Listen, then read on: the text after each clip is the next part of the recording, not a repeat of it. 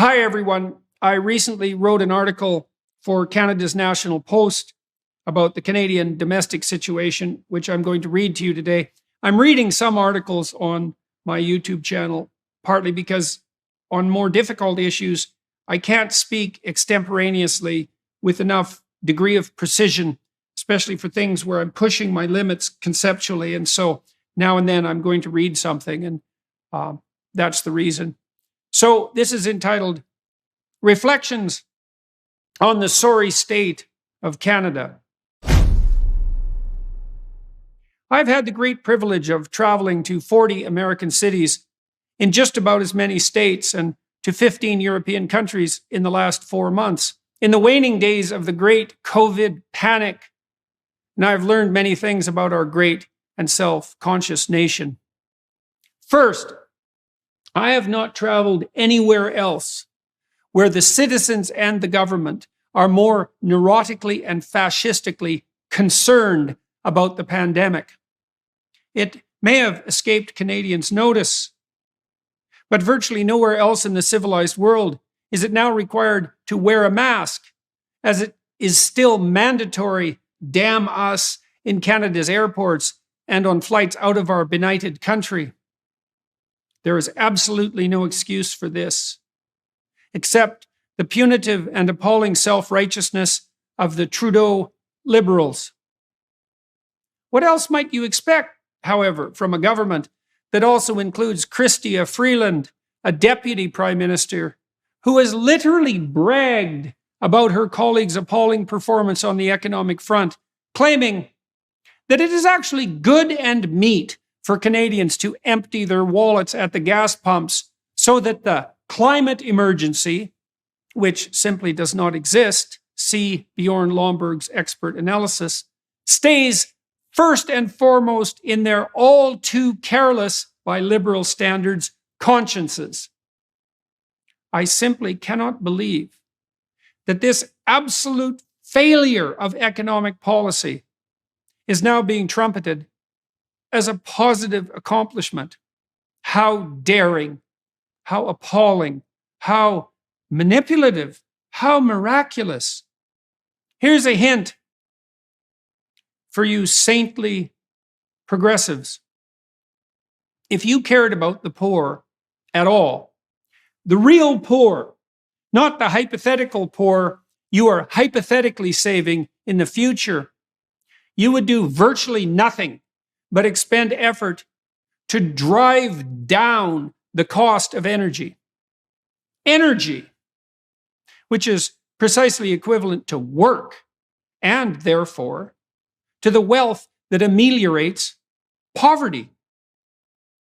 Second, it is almost impossible to overstate the degree to which Canada's international reputation has been damaged by the childish and ill-advised actions of our juvenile WEF marionette of a prime minister.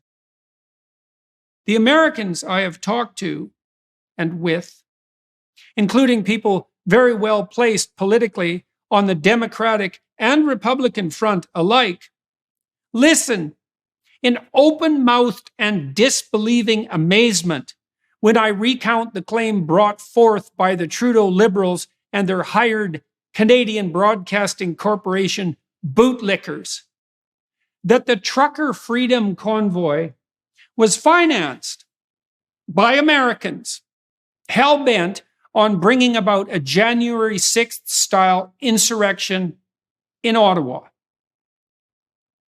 Who would benefit from that, even in principle?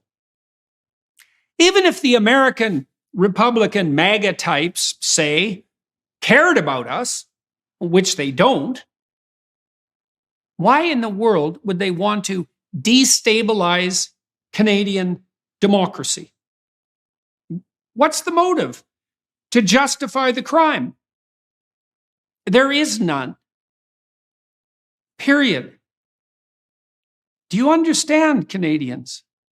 Even the American Democrats think that idea is insane. And a non-trivial proportion of Canadians seemed willing to buy the story, despite its demonstrable, factual falseness.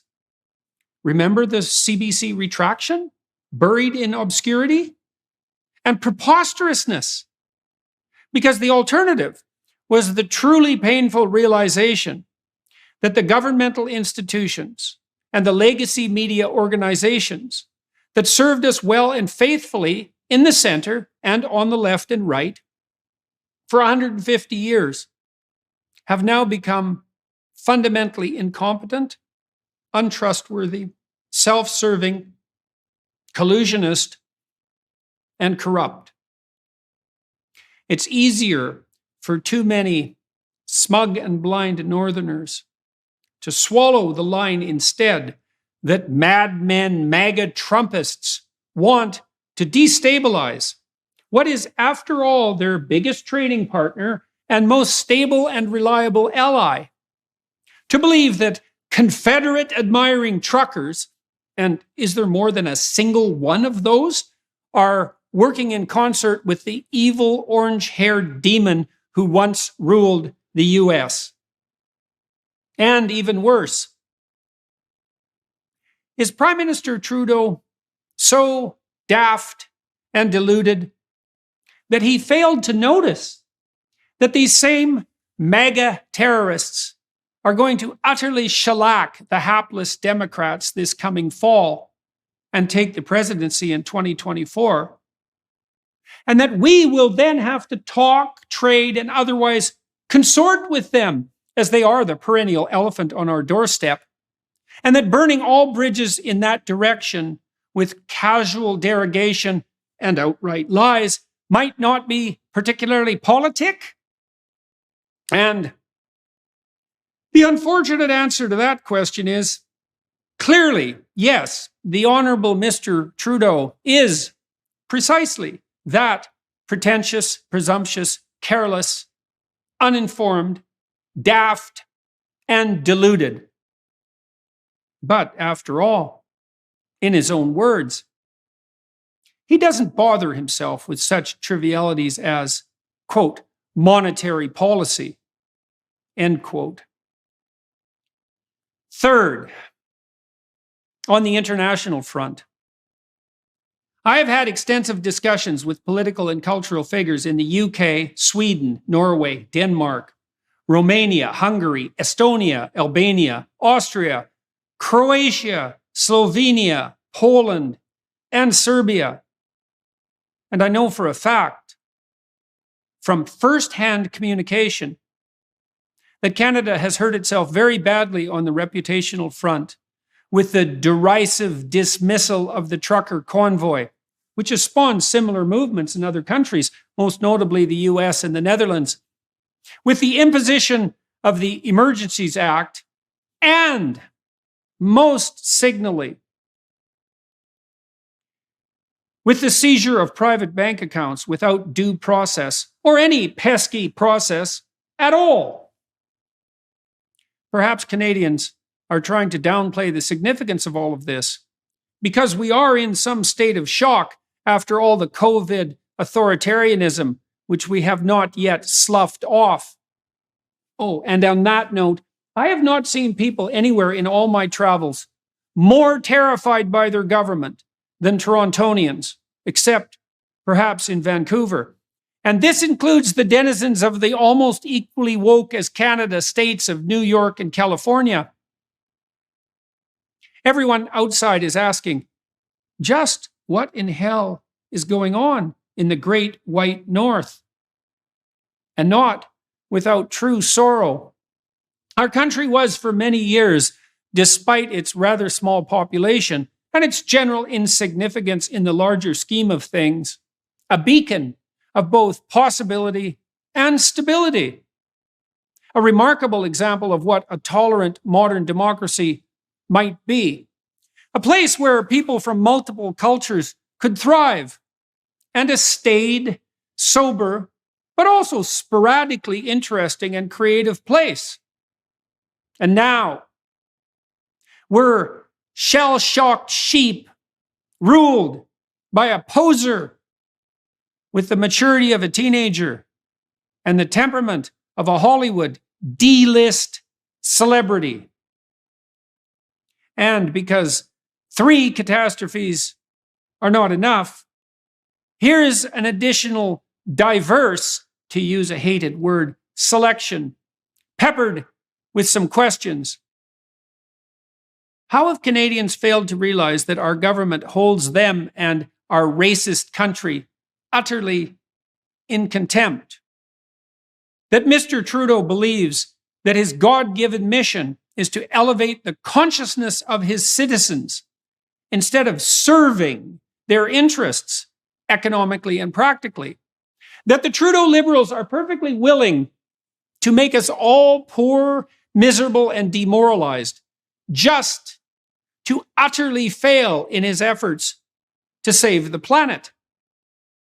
That the agents of that party and government are, as previously noted, perfectly willing and eager to trumpet that aim, which can be easily attained through the wretched combination of incompetence and moral Machiavellianism that characterizes the Trudeauites as a moral accomplishment. That we could be the freest, richest, cleanest country in the world, but that we are trying hard to be none of those 3.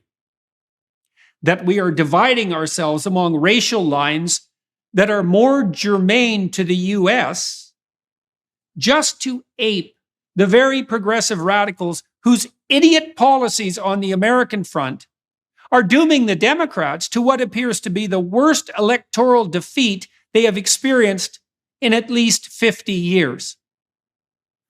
That all the data on the environmental front indicates that the fastest way to improve the ecosystems on which we all depend is to make people richer, not poorer, and to do that with good old capitalism, so they have the luxury to think about the long run and the habitat of their children.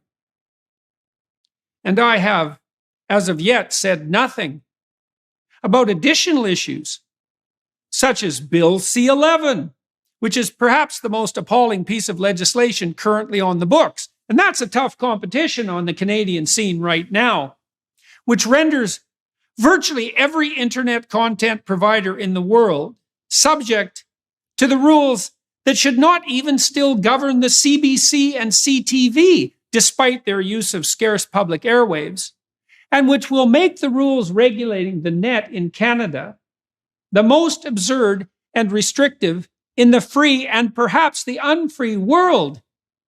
Or the appalling fact of the massive and continuing subsidization of the rapidly failing legacy media.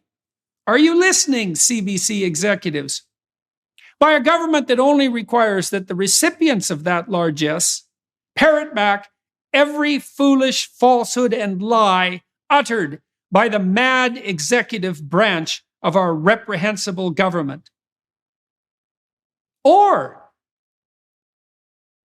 the fact that because of COVID, WTF, really? Parliament has essentially been suspended for yet another year.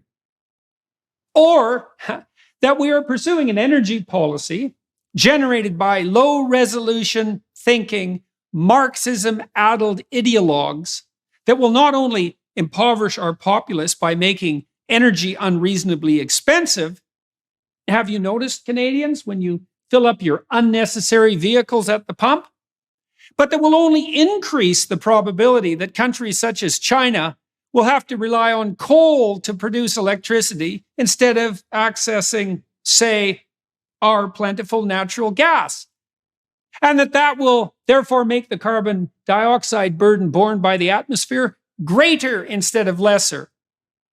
And just last week, and in the aftermath of the Dutch farmer protests, that we are trying to reduce the absolute levels of the greenhouse gas nitrous oxide produced by those who grow our crops. That's food, folks.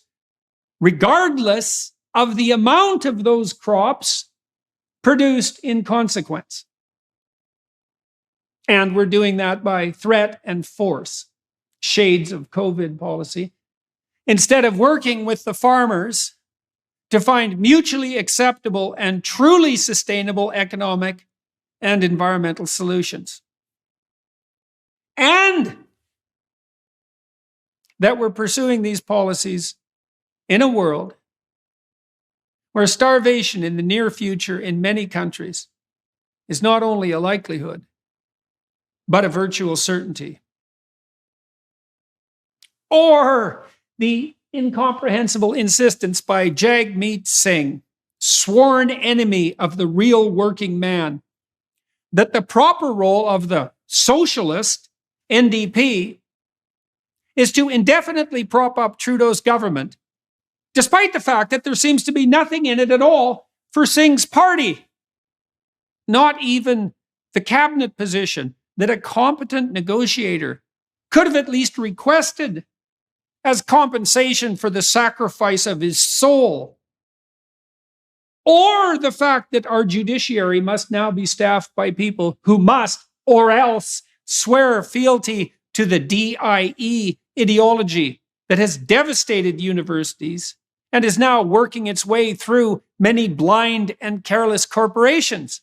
That we are, in consequence, producing and permanently instantiating a generation of activist judges who regard as their role not the responsibility of abiding carefully by rule of law and precedent, but usurping what should be legislative action so that they can improve the world more efficiently than mere parliament, with its lack of Chinese Communist Party efficiency, might manage.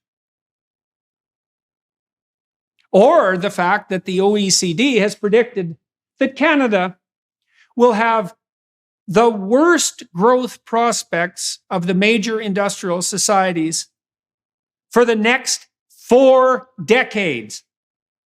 Please excuse the elevated voice, but good God. The worst? And for 4 decades?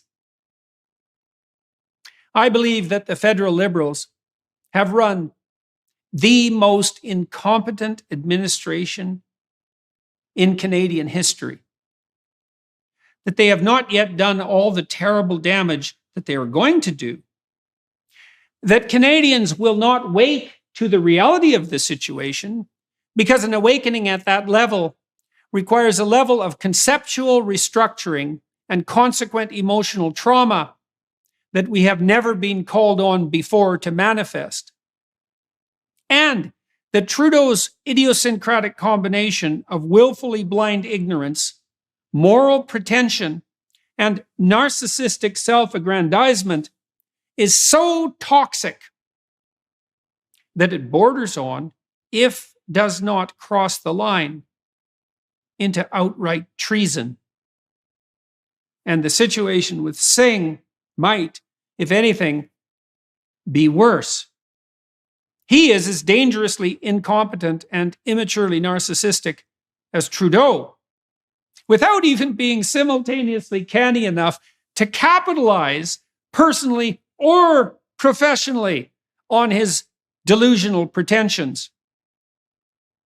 Trudeau's government has been racked by scandals, each one severe enough to justify the dissolution of Parliament under normal conditions, so numerous that it is almost impossible to recover from the shock of the presently revealed misbehavior quick enough to process the next. And we could have 4 more years of this, particularly if the damnable Singh continues to ambulate miraculously without a spine, something physiologically impossible, but apparently simultaneously possible on the political and conceptual front. This is not good, Canadians. We not only look like fools to our great American allies and internationally, and the particularly self-righteous fools that only Canadians can be, we are actually being fools, led by the king of fools.